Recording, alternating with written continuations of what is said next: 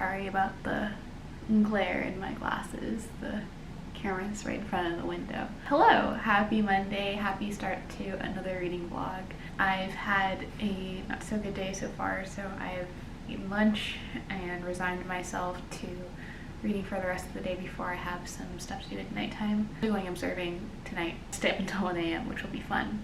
As promised at the very end of my last video, I wanted to update you guys on my reading.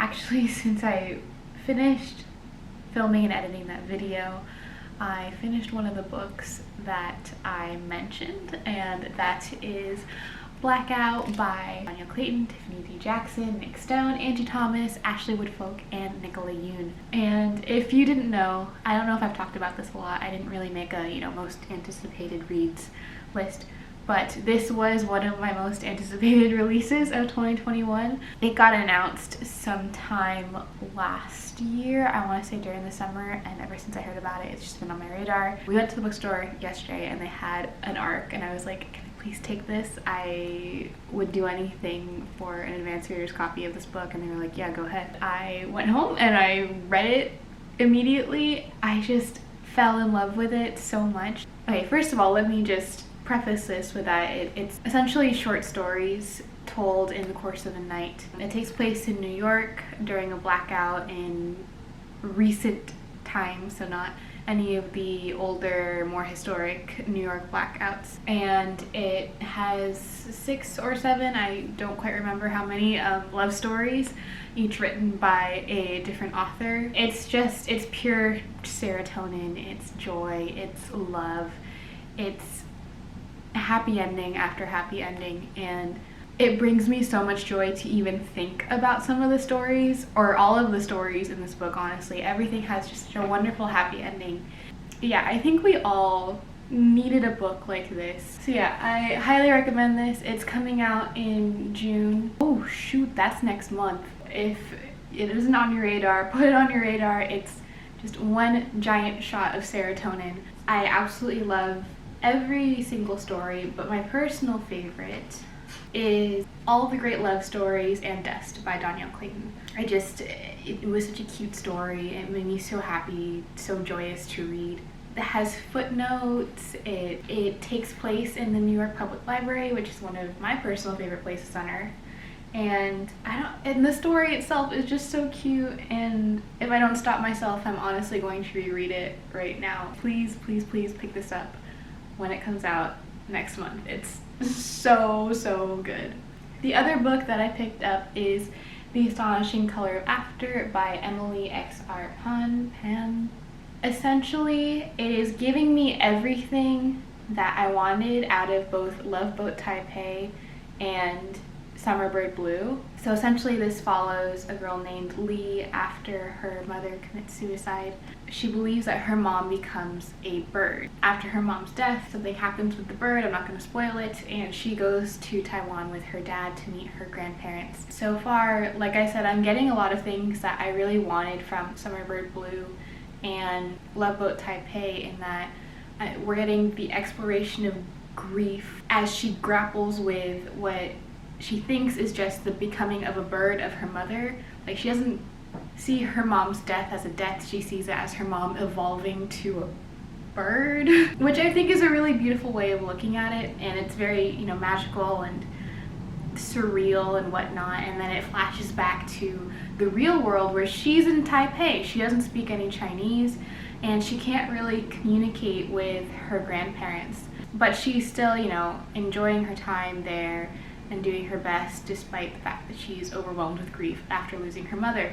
I'm really enjoying it so far. But yeah, I'm 70 pages in. It's an almost 500-page book, so I'm very excited to see where this book goes. The adventures that Lee has in Taiwan. I will let you guys know more of my thoughts as I read more.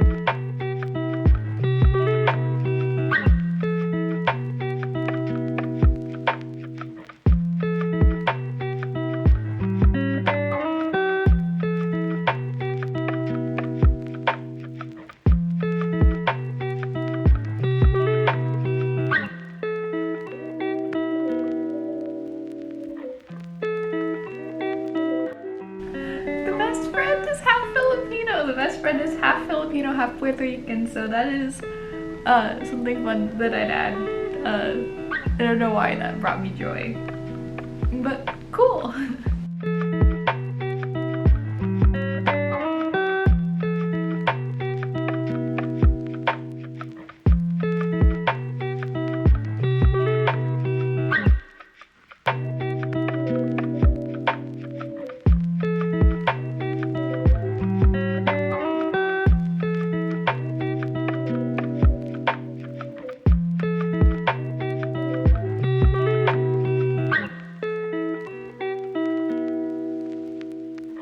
So I don't know what my hair is doing here, just ignore that.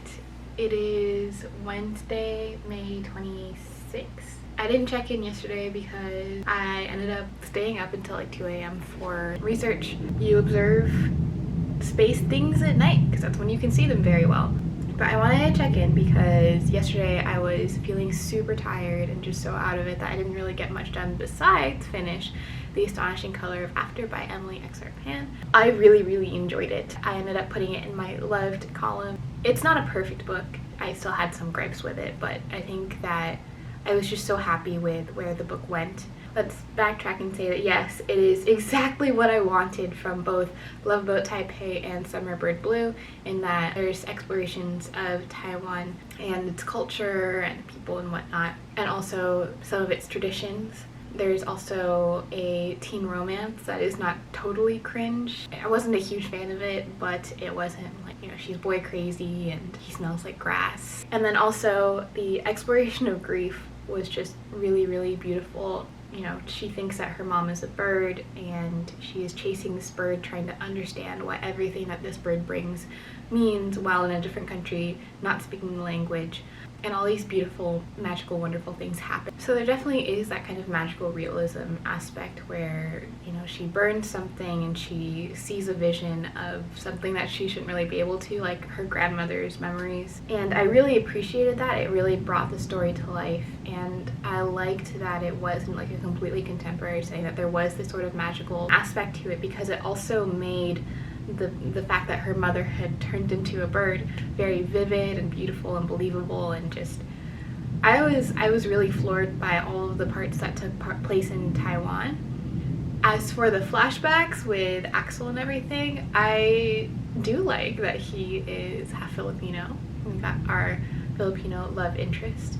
I really liked the storyline where she was fighting her dad on the fact that she loves doing art, but her dad doesn't think that it's a career that she can have and be stable and happy with. I think it's funny because, first of all, it was the white dad who was thinking this. I can hear a lot of Asian parents like thinking, oh, you know, pursuing art, they're not going to be successful in life, but it was the white dad who was saying this. I remember feeling the same anger towards my parents when I was the same age. And I mean, looking back on it, it does feel a little unreasonable, but at the time you just feel so misunderstood and so angry at how much you just want to scream at them and have them understand what you're feeling and what you're thinking.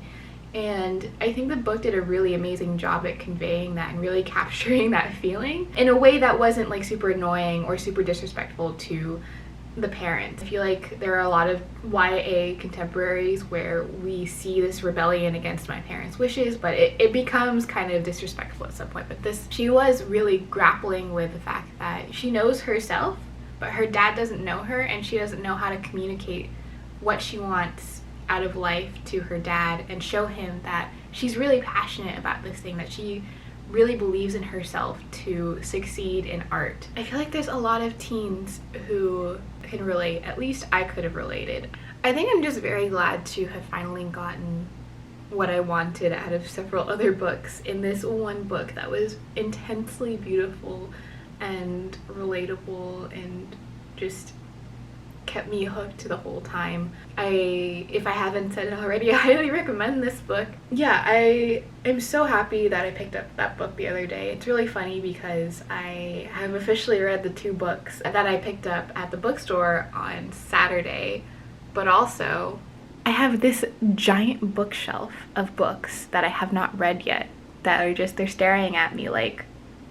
So that being said, right after I finished that, I jumped into The First Sister by Lyndon A. Lewis. I was hooked as soon as I started reading The First Sister because of the concept of the new civilizations alone. So I'm only about 60 pages in, but from my understanding, essentially Earthlings have gone out and colonized the rest of the inner solar system, which is like pretty much the only place in the solar system we can live in. So Mars is terraformed, Venus they somehow terraformed, and there's also people living on Mercury, which is insane to me because that really should not be possible, but they kind of explained it and it sort of makes sense. Like, I wasn't mad at the explanation. It's gotten to the point where humans have evolved and there are other species of humans essentially living on these other planets because they've adapted to life on these planets, which I think is really fucking cool. The Earth civilization has become two different warring civilizations. So there's the,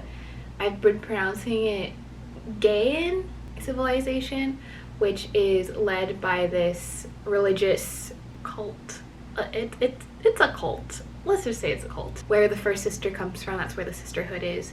And then there's the, what are they called? The Icari, based off of Icarus. If you don't know the tale of Daedalus and Icarus, look it up. It's been very exposition heavy, but I've been really loving the exposition. I feel like everything is being explained, but not in a way that is directly telling you. It's kind of like explaining it situationally. So it feels like we're kind of like slowly peeling back the layers to understand the world and whatnot. Another thing is there's like certain chapters start with quotes. One of them in the very beginning, a quote by Rebecca von Kwong. I don't know if that's gonna, there we go. It's a quote by Rebecca von Kwong, which, if you didn't know, is the name of the author of the Poppy War series. And I was like, is that a coincidence? That can't be a coincidence. But then I flipped to the acknowledgements. R.F. Kwong. So I think that was a really cool kind of plug. If I was writing a book and I had writer friends or just friends in general that I wanted to like throw into the book, I think that's a really cool way of doing it, having them be like people in the history of this other world, this other society who have written things and you can quote them and whatnot. I think that's a fun thing that I really enjoyed finding last night. So yeah, I'm going to continue with this today. I really want to read this and I will check in when I have more thoughts for you guys. So there are booktubers who put a lot of effort into their appearance whenever they get in front of a camera, and I'm really sorry to say that I'm not one of those booktubers. Hi, it's the next day and I thought I would check in yesterday, but I kind of didn't read until last night, and then I binged the rest of The First Sister last night. Here it is. I really enjoyed it. I think that it's just really good sci-fi, and there was a lot of like interesting scientific basis, but not like completely nitpicky accurate science that was going on. So overall I just really enjoyed the story of this rebellion and how there's a lot of people within the two civilizations that kind of just want this war to end, and it kind of all culminates in how they are starting to make that happen. I really actually recommend this book if you don't mind waiting for the rest of the trilogy. So this is the first book in a trilogy. The second book, The Second Rebel, is not coming out until later this year, I believe. So you will have to wait not only for the second and third book, but the paperbacks for those. And the paperbacks are quite nice, actually. I think I prefer the paperbacks. I really recommend this. I think it's just a beautiful exploration of this war and also colonizing other planets. And also, as R.F. Kwong so neatly puts on the back blurb, it's similar to other sci-fi series, but with more women and queer characters, and that's what we see here. There's non-binary representation, there's definitely queer representation. Really recommend this if you're interested in a really interesting sci-fi read that makes you do a little thinking and also has great representation. So it's May 27. I'm getting my COVID shot today, which I'm very excited for. Most importantly, I wanted to note that within the past 5 days, I've read 4 books, as you will see from my reading vlog, which is insane. And I think the main reason for that is because I just started picking up whatever was on my TBR shelf that I showed you before. You know, I've been trying to follow these themes and purge my TBR shelf, but I'm also finding that I am getting a lot more mood ready recently. So I think I just have to go with what I'm interested in at the moment. Because I just finished The First Sister and I think I'm gonna have some downtime today and tomorrow after I get my shot, I have picked out a stack of books from my TBR that I'm interested in reading for the rest of the month. Here is a stack of books that I have prepared for my rest of May TBR. As you can see, they're all somewhat small paperbacks, which is just a coincidence, honestly. I was just looking through my shelf yesterday and I really wanted to read these books in particular. Might have been that they're all paperbacks and I could probably binge them in a day with how short they are, or just that, you know, these are books that I've picked up recently, most of them, and I want to read them soon. I don't quite know what I'm going to pick up now, but if I figure that out, I will update you guys and let you know what I start reading. I just thought I would show you guys how I update my digital and analog reading logs after I finish a book or two. So first, I always go to my analog reading log first, which is the spreads that you guys see me set up almost monthly.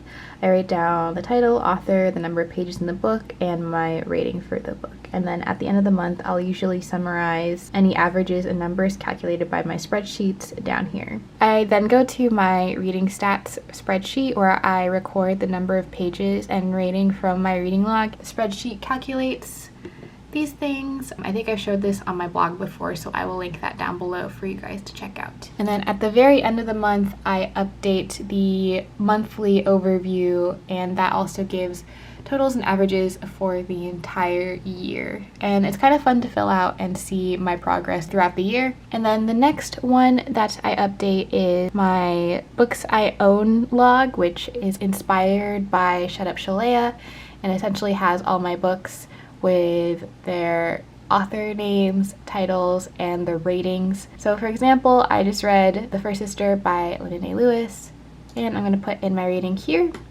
One thing you can do with spreadsheets is you can use columns like these to see, out of all these books that I own, how many books have I read and have not finished yet. So unfortunately, those numbers are very accurate. I just updated it after my bookshelf reorganization vlog. Please don't shade me in the comments.